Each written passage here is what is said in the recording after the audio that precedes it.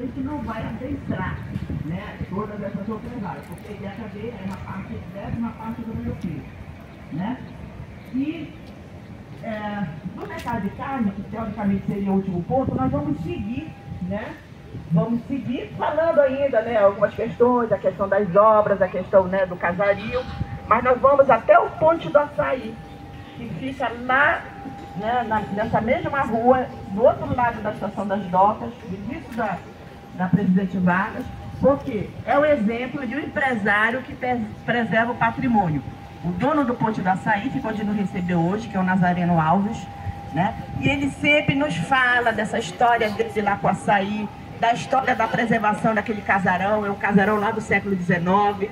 E a gente dá um exemplo que eu digo assim, se 10% dos empresários de Belém fosse que nem o Nazareno Alves, a gente teria, né, uma outra realidade, né, também da preservação do nosso patrimônio, né? Então, a ideia é que a gente chegue lá com ele por volta de 11h30, né? Não mais do que isso, que o sol está bem, né, difícil.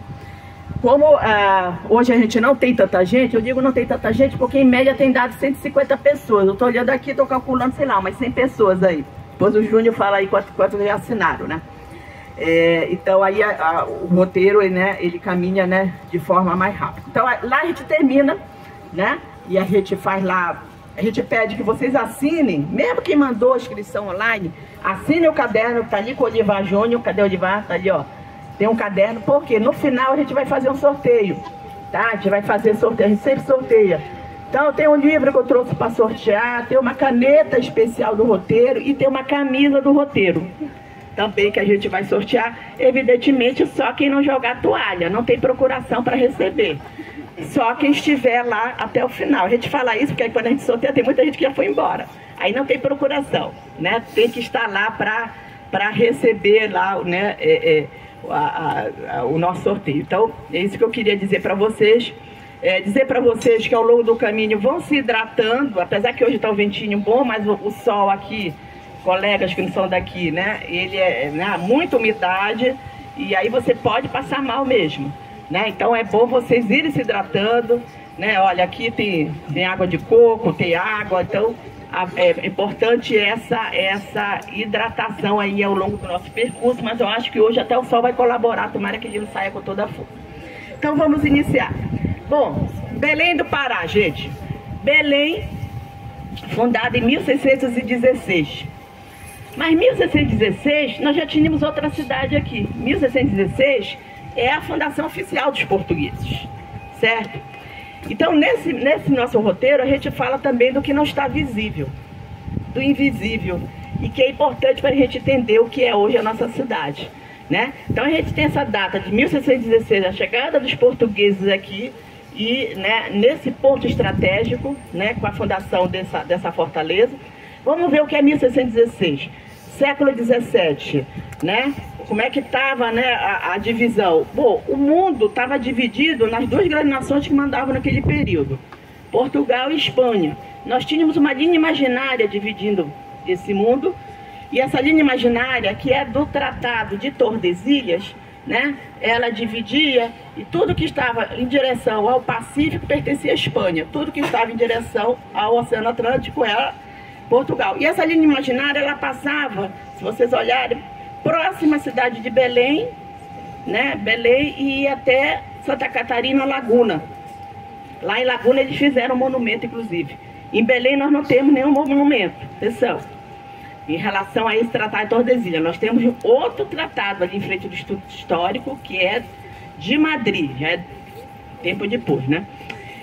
Então, o que significa? A maior parte do Brasil e da Amazônia era espanhol. Poderíamos estar falando espanhol? Sim, poderíamos, né?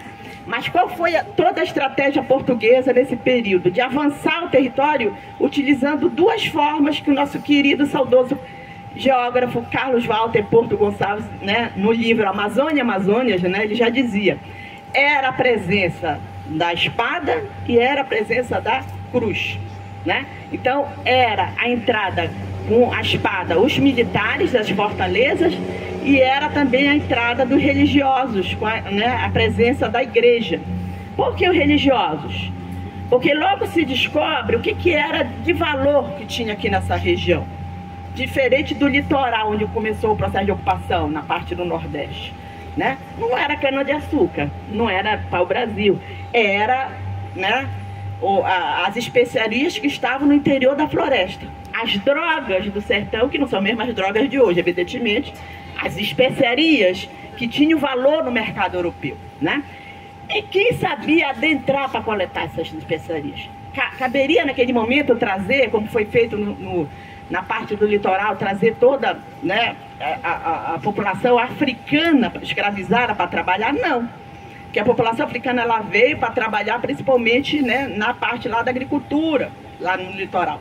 Então, nesse primeiro momento, quem conhecia era quem morava aqui, era a população indígena. Então, os religiosos eles foram necessários para amansar, né, essa população, para catequizar, né, essa população. Evidentemente, com essa chegada aqui, a gente vai ter um conflito, a gente vai ter um momento de dizimação da população indígena de toda a região. Nós tínhamos uma cidade indígena aqui chamada Mairi, está aqui embaixo. Toda vez que, né, está aqui embaixo, essa cidade Mairi. Praticamente a gente não tem nenhum registro aqui. Se vocês entrarem aqui no forte, em outro momento, vocês vão encontrar aqui um museu, que é o Museu do Encontro. Lá se fala, né, desse encontro, se fala colocando desse encontro aí, né, do europeu, né, com os indígenas, né, você tem toda uma parte arqueológica que foi encontrada aqui. Esse projeto aqui foi reformado em 2000, em 25 anos, e que foi feito, né, e foi colocado aqui nesse museu. Mas, se nós andarmos aqui pelo centro histórico, vocês vão me dizer, o que a gente vai ter mais de representação? Esse período da colonização, é o período dos portugueses, é o período da Belle Époque, é o período do Antônio Lande, né? E pouquíssima praticamente nenhuma representação do que foi e a importância desses nossos ancestrais indígenas e também africanos. Isso está ausente na representação do espaço. Então, durante essas nossas caminhadas, nós falamos do ausente também, né, que deveria estar representado. Né? A gente fala também, tem um problema também de gênero. Uma vez a gente fez uma pesquisa, nome de ruas, monumentos ligados às mulheres, né? A gente fez esse levantamento, 1 ou 2 ruas aqui tem para as mulheres, como se as mulheres não tivessem importância na nossa história, né? Então, a gente faz uma leitura desse trabalho, é uma leitura crítica da questão do patrimônio, é uma leitura mesmo do patrimônio, uma leitura decolonial, né, a partir da nossa perspectiva e não só, né, da perspectiva do europeu quando chega aqui. Porque as principais marcas que estão aqui são do europeu, né, e são dos portugueses. Nós temos uma cidade aqui, essa cidade, né, portuguesa. É importante nós preservarmos? Mas é importante nós dizermos também o que não está representado, né? Então, nós falarmos dessas contradições. Nós somos contra a derrubada de estátuas, não é por aí. Porque a gente tem que falar, a figura que está representando a estátua, o que ela representou nesse processo de formação? Para o bem ou para o mal? Né? Então, ela também é uma forma de você falar da história da cidade. Ali no início da Presidente Vargas, vocês vão encontrar a figura do Pedro Teixeira, apontando assim, né? O Pedro Teixeira vai ser esse capitão que vem no século XVII e sobe aqui todo o Rio Amazonas, mas que vai junto, né, nessa subida aí também, esse encontro aí desigual com as populações, destruindo as populações indígenas, né? Então, para dizer para vocês como é esse contexto. E aí, qual era a política então de Portugal? Como já se sabia que a região era rica do ponto de vista da natureza, mas dizer assim, mas tem um problema, ela tem um impedimento ao processo de ocupação. Tem esses indígenas que moram lá, que são maléficos na leitura do europeu, né? Então vamos trazer os religiosos para amansar esses indígenas. Então igreja e Estado se unem, né, nessa perspectiva. E vai avançando o Rio Amazonas, fundando, né, pequenas fortalezas ou pequenos núcleos, igrejas. Uma das características quando a gente chega na Amazônia, pelo rio, a primeira coisa que a gente vê é a igreja. Se vocês chegarem aqui, né, olharem aqui a cidade chegando, vocês vão ver logo essa, né, a figura aqui da nossa catedral, né, que havia um primeiro núcleo, Maga vai falar, que vai ser construído aqui dentro, depois vai ser construído ali no local onde está, né, e já vai ter várias reformas, e é daqui que eu tenho que dizer para vocês que sai o Círio de Nazaré. né? Se quiserem conhecer o que é Belém mesmo, venham no Círio de Nazaré. Círio de Nazaré não é uma festa católica somente, ela é muito mais do que isso, é uma festa multicultural, né? Então, para vocês conhecerem a dinâmica de Belém, das festas, da comida, a cidade, venham nesses 3 dias do Círio, se não puder, né? Sexta, sábado e domingo, que são os 3 principais dias. Qual é o dia? Segundo domingo de outubro. Nesse vai ser dia 12, né? Nesse ano. Então, venham no Círio, né? Quem quiser conhecer a cidade de Belém. E aí, né, nesse contexto, os portugueses vão avançando, né? A Espanha estava mais preocupada lá com as pratas, né? Evidentemente, despreocupou aqui dessa área, né? E aí, no século XVIII, a gente vai ter uma figura muito importante em Portugal, que era o ministro das Relações Exteriores, que é, né, bem conhecido em Portugal, que é o Marquês de Pombal. O Marquês de Pombal vai fazer todo um projeto para o Brasil, para a Amazônia, sem nunca ter pisado aqui, né? Então, aquele projeto mesmo geopolítico, né, da ocupação da região, aí vai começar a mudança aqui dos estados. Por quê? O que nós tínhamos quando teve a fundação de Belém? Nós tínhamos o estado do Brasil, que a capital era Salvador, né? Quando os portugueses chegam aqui, se cria o estado do Maranhão e Grão-Pará, com a capital em São Luís.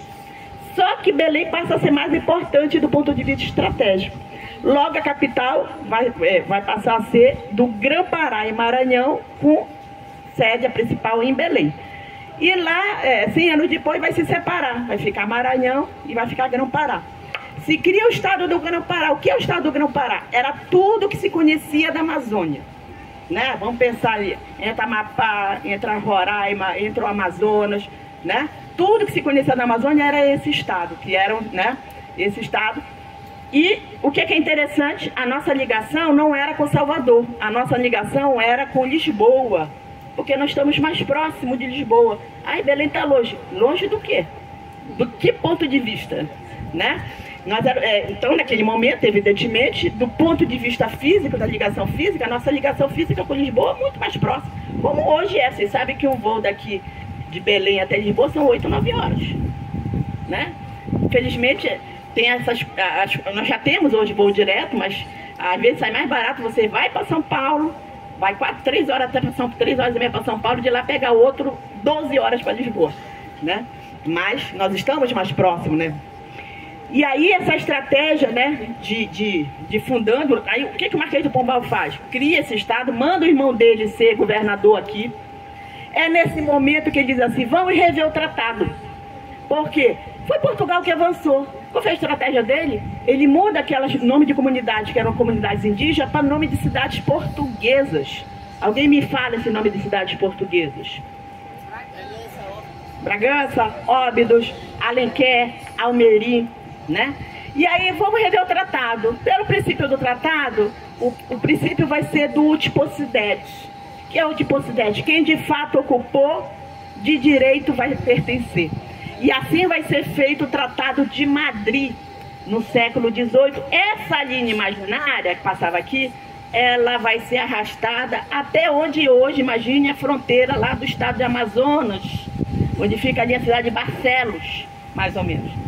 Então aí é essa história de como que esse território, né, não só da Amazônia, mas do restante do Brasil, passa a ser Brasil, né? Aí vocês diriam, por que a Espanha foi diferente? O território espanhol se dividiu em vários estados, por que o Brasil não, né? Bom, a principal questão é o seguinte, que a nossa história de ocupação vai ser diferente. Todo o conflito de Portugal com a Inglaterra inicia aí, e aí a família, né, real, no início do 19, vai vir para a sua colônia mais rica. Ela vai vir para o Brasil. E aí a nossa história vai ser diferente da história de toda a área espanhola, que depois vai se dividir em outras nações, né? Durante o 19, final do século XIX. Então, a vinda da família real vai ser um elemento importante para essa unidade do que seria Brasil. Mas é importante dizer que na Amazônia nós não tínhamos essa ideia de Brasil. Nós achávamos, estou falando em século XIX, que éramos portugueses. Qual foi o último estado que aceitou a independência, né, em 1822? a Fósseis, o estado do Pará. Porque, né, então, a nossa influência dos portugueses é muito grande. Está aqui na minha maneira de falar para vocês, o sh, não é isso? A gente faz o chiado do carioca, me desculpa os carioca, a gente só nomeia, que nem os carioca, mas tem o chiado. Tá? Cadê meu amigo carioca que sempre veio? Olha ali. Né? Então, né, essa presença de Portugal muito grande, toda a nossa arquitetura, né, daqui já dá para vocês verem, nós vamos parar numa outra área ali, em frente também da Praça do Relógio, que vocês vão ver essa presença da arquitetura, né, portuguesa.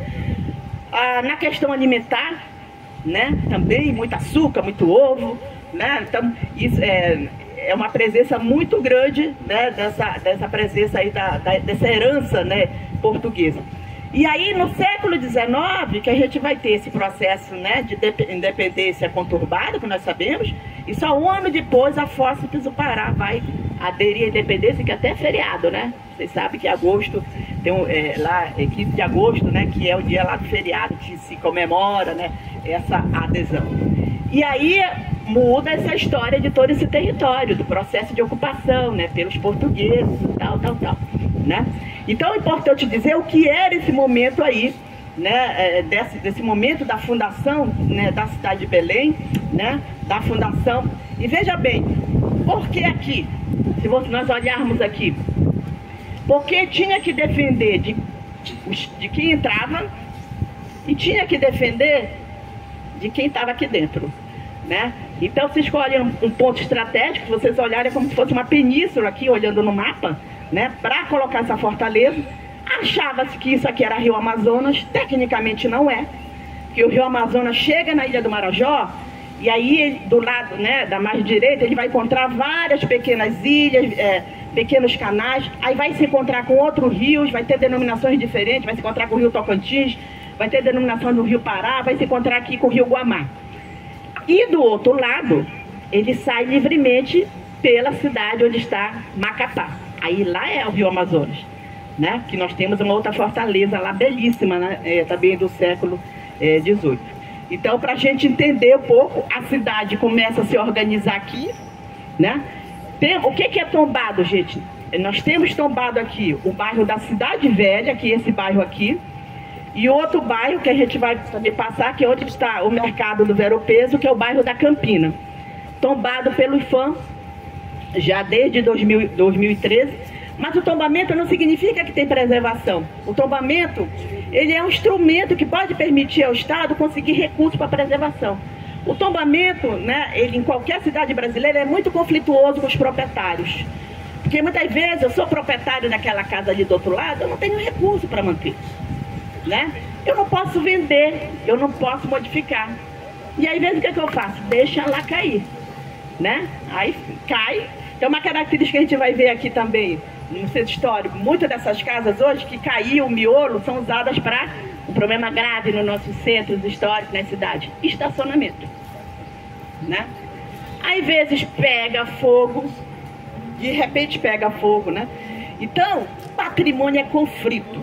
A gente discutir patrimônio, né, é uma situação conflitual. Discutir turismo também, né? Aproveitando que tem alunos aqui da Escola de Turismo, turismo não é só colocar infraestrutura, isso eu falo com meus colegas de turismo, né? Eu sou guia de turismo, eu fiz o curso de guia também, né? E no curso de guia, né, eu falava sobre isso, né? Nós temos que falar do contexto da cidade, até porque o turista hoje, ele tem uma outra perspectiva, ele não quer só aquele blá, blá, blá, blá, blá, blá decorado. O turista hoje, ele quer emergir, ele quer conhecer a cidade.